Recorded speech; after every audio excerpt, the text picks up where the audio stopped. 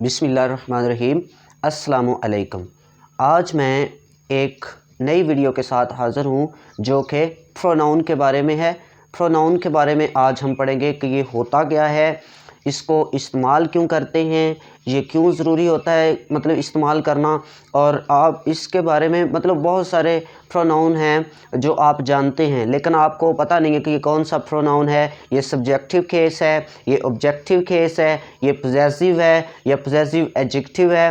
तो इस तरह आपको पता नहीं है, तो कुछ को पता भी होगा लेकिन इतनी डिटेल से आपने बुक्स में भी काफ़ी बुक्स हैं जिनके अंदर सिर्फ सब्जेक्टिव, पोजेसिव और ऑब्जेक्टिव लिखा हुआ है। मतलब वो जो माई सेल्फ, योर सेल्फ, यानी कि ये जो रिफ्लेक्सिव केस है ना, ये नहीं लिखा हुआ। तो आज हम करेंगे इनके बारे में। पहले तो हम देखते हैं कि रीजंस क्या होती हैं। पहले इसको हम देख लेते हैं कि प्रो का मतलब क्या है।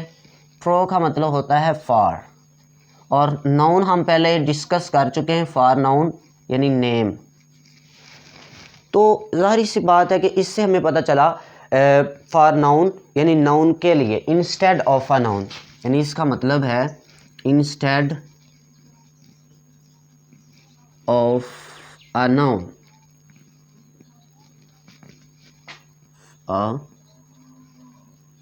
नाउन यानी नाउन की जगह पे इस्तेमाल होता है, या in place of a noun, in place of a noun. तो ये तो हमें पता चल गया कि ये नाउन के लिए इस्तेमाल होता है, लेकिन रीज़न्स भी होती हैं कि हम इसको यूज़ करते क्यों हैं, आखिर ये क्या वजह है, हम इसे क्यों यूज़ करते हैं। तो आइए हम वो भी देख लेते हैं। पहला रीज़न है, फर्स्ट रीज़न है to avoid the repetition. Repetition कहते हैं कि एक ही बार बार बात करना, दोहराना। जैसे मैं प्रोनाउन होता है, ये remove to is use to remove the repetition of a noun. तो ये इसकी जगह पे इस्तेमाल होगा, नाउन की जगह पे। यानी मैंने एग्जांपल भी दी थी कि अली इज़ आ बॉय, फिर इसकी जगह पे ही इस्तेमाल होगा, he is a good student. तो अब ये देखें, ये क्या है, नाउन है, और नाउन भी कौन सा है, प्रॉपर। समझ आ रही है ना, कल वाले लेक्चर में डिस्कस किया था। और ये इसकी जगह पे इस्तेमाल हुआ है, तो ये क्या हो गया, प्रोनाउन। लेकिन प्रोनाउन का ये सब्जेक्टिव केस है। ये इधर मैंने केसेस लिखे हैं ना, सब्जेक्टिव, इसको नॉमिनेटिव केस भी कहते हैं। तो ये सब्जेक्टिव और नॉमिनेटिव है, ऑब्जेक्टिव है, पोजेसिव एडजेक्टिव है। तो ये तो थी पहली वजह कि हमने इसको रेपुटेशन को ख़त्म करना है। दूसरी रीज़न क्या है, द नेम ऑफ अननाउन, यानी जब हमें नाम का ही नहीं पता। फ़र्ज़ किया कि मैं किसी को मतलब देखता हूँ कि किसी का दोस्त उसके साथ बैठा है, तो मैं अचानक ऊपर मतलब उनके साथ बैठता हूँ, जाता हूँ जब, तो मैं उनसे पूछूंगा कि ये आपका क्या लगता है। यानी एक तो उनमें मेरा भी दोस्त है ना, तो जब उस मेरे दोस्त का दोस्त कोई आया हुआ है तो वो, मैं उसे तो नहीं ना जानता, तो मैं उसका नाम बिल्कुल भी नहीं जानता, तो मैं अपने दोस्त से पूछूंगा कि what is he to you, यानी वो आपका क्या लगता है। तो फिर वो मुझे बताएगा कि ये मेरा फ्रेंड है या कोई कुछ भी है। तो असल में ये एक रीज़न हो गई, द नेम ऑफ अननाउन, यानी जब हमें नाम ही मालूम ना हो, ठीक है। या फिर हम जलसे में जाते हैं, तो फ़र्ज़ किया मैं कहीं तकरीर करने जाता हूँ, तो जब या प्रेसिडेंट तकरीर करने जाता है तो उसको नाम तो याद ही नहीं होते, नाम तो जानता ही नहीं वो। तो वो जब जाते हैं तो वो क्या करते हैं जी, वो सब के नाम तो जानते नहीं, तो ले भी नहीं सकते, यानी इतना उधर हजूम है तो नाम लेना भी नामुमकिन बात है ना। सब के नाम लेंगे तो इतना तो टाइम नहीं होता उनके पास। तो ये देखें, अननाउन जो है, इसका मतलब ये हुआ कि हम उनके नाम लेने की बजाय कोई ऐसा नाम इस्तेमाल करेंगे ना उनकी जगह पे जो उसमें सारे नाम आ जाए, तो वो होगा यू, यानी वो यू करके जो है उनको मुखातिब करते हैं। सही है ना। तो यू सिंगुलर भी इस्तेमाल होता है और एज अ प्लूरल भी इस्तेमाल होता है। फिर थर्ड मतलब रीज़न है सेवरल नेम्स, यानी बहुत सारे नाम्स हैं। फ़र्ज़ के मैं पढ़ा रहा हूँ तो बहुत सारे स्टूडेंट्स मेरे आगे बैठे हुए हैं, कोई 8-10 स्टूडेंट्स हैं, तो मैं उन्हें ये नहीं कहूँगा कि हाँ नाम भी मैं जानता हूँ, लेकिन फिर भी मैं उनको 10 के 10 स्टूडेंट्स को फ़र्ज़ किया मैंने टेस्ट के लिए बुलाना है कि आ जाओ इधर टेस्ट दो, तो मैं कहूँगा आप सब इधर आ जाएं, आप आ जाएं, यूँ कहूँगा। तो इसका मतलब यूँ मैंने प्लूरल के लिए किया। और अगर एक शख्स होगा तो उसको मैं बुलाऊँगा कि आप इधर आओ, तो आपका मतलब भी यूँ है, लेकिन ये एज आ सिंगल होगा, सिंगुलर मतलब नाउन के लिए होगा। तो उम्मीद है कि आपको इनकी जो है वो समझ आ गई होगी। तो अब हम इसके बारे में पढ़ते हैं। और अच्छा, इनको इसमें ना ये होता है आई, वी, फिर you, way, he, she, it. अच्छा, इनको कहते हैं, ये प्रोनाउन है और ये सारे के सारे सब्जेक्टिव केस है, ये सब्जेक्टिव केस है और इनको कहते हैं पर्सनल प्रोनाउन। ये है पर्सनल प्रोनाउन। इसकी फर्स्ट टाइप है पर्सनल प्रोनाउन, यानी पर्सनल प्रोनाउन।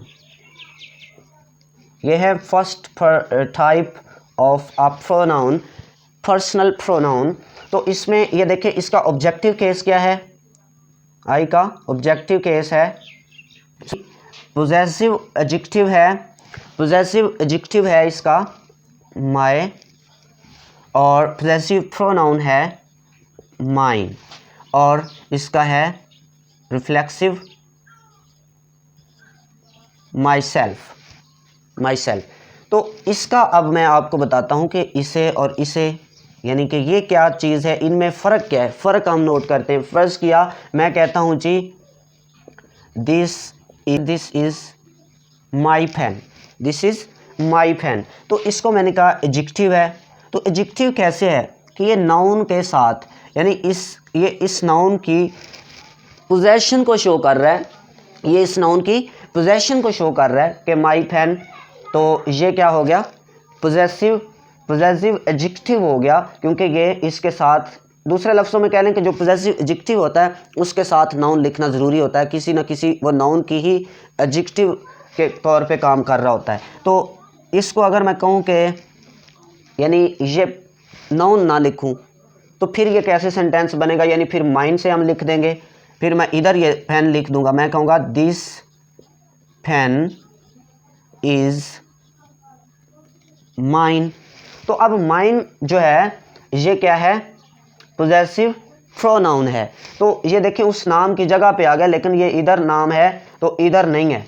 तो इसका मतलब है कि अब ये भी मतलब एक तरह का एडजेक्टिव हो गया, दिस पेन इशारा भी किया जा रहा है। तो ये आगे पढ़ेंगे। और डिमॉन्स्ट्रेटिव प्रोनाउन है, ये आज 2 टाइप्स करनी है, पर्सनल प्रोनाउन और डेमोन्स्ट्रेटिव प्रोनाउन। तो उम्मीद है आपको इसकी पता चल गया होगा इनमें फ़र्क का। तो अब ये देखें, माई, मी, माई, माइन और माई सेल्फ। और वी का है अस, आवर, आवर्स, आवर सेल्फ। इसी तरह यू का है, और इनको कह देते हैं फर्स्ट पर्सन। इनको क्या कहते हैं, फर्स्ट पर्सन। ये हो गया फर्स्ट पर्सन हो गया ये। और यू क्या है, सिर्फ यू ही सेकंड पर्सन है, यू है सेकंड पर्सन। और यू का ऑब्जेक्टिव केस भी है, यू पोजेसिव है, योर्स और योर, और इधर आ जाएगा योर्स, ठीक है। एंड सेल्व्स, योर सेल्फ आएगा एक के लिए, सिंगुलर के लिए, और योर सेल्व्स आएगा प्लूरल के लिए। तो अब हम इसका करते हैं, ये अकेला ही सेकंड पर्सन है। दे है, दे का है them, फिर है their, theirs और themselves, ठीक है। तो इसी तरह आगे ही है, ही का आ गया हिम, हिज, इधर फिर हिज आएगा, हिजज नहीं आना, फिर वो बिनाहट वाला हिज हो जाएगा, तो इधर आ गया हिमसेल्फ, हिमसेल्फ। तो शी का आ गया हर, इधर भी सब्जेक्टिव केस है, ये देखिए इसका सब्जेक्टिव के, ये भी यू है, ये भी यू है, तो सब्जेक्टिव केस का कैसे पता चलेगा सब्जेक्टिव केस कौन सा, ऑब्जेक्टिव केस कौन सा है। यानी ये देखें इधर अगर वर्ब है ना, तो वर्ब से अगर पहले होगा तो ये सब्जेक्टिव होगा, और अगर वर्ब से बाद होगा तो ऑब्जेक्टिव होगा। Very simple. यानी एक सेंटेंस है you are going to school, तो इसमें यू जो है ये क्या है, सब्जेक्टिव है, क्योंकि वर्ब से पहले आ गया। अगर मैं कहता हूँ आई मीट यू, मैं तुमसे मिलता हूँ, तो आई मीट मिलता हूँ, यू आपसे, तो यू क्या है, मीट वर्ब है तो इसके बाद आ रहा है, तो इसलिए ये क्या हो गया, ऑब्जेक्टिव केस। तो उम्मीद है कि ये भी कंसेप्ट आपका क्लियर हो गया। शी, हर, और इधर आ जाएगा हर्स, और इधर आ जाएगा हर सेल्फ, और इट का आ जाएगा इट,